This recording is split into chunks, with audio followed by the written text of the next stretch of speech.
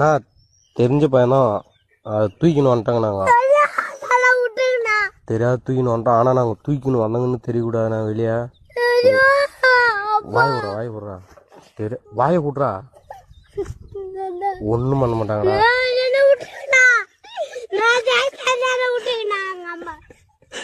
ஒன்றும் பண்ண மாட்டாங்கடா. காரில் எடுத்துன்னு போவாங்க.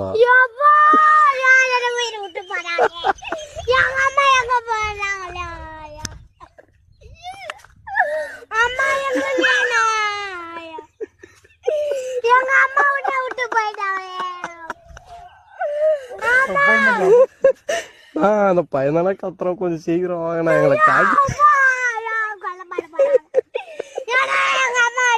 போயிட்டாங்களா? என்ன பண்ண போறா?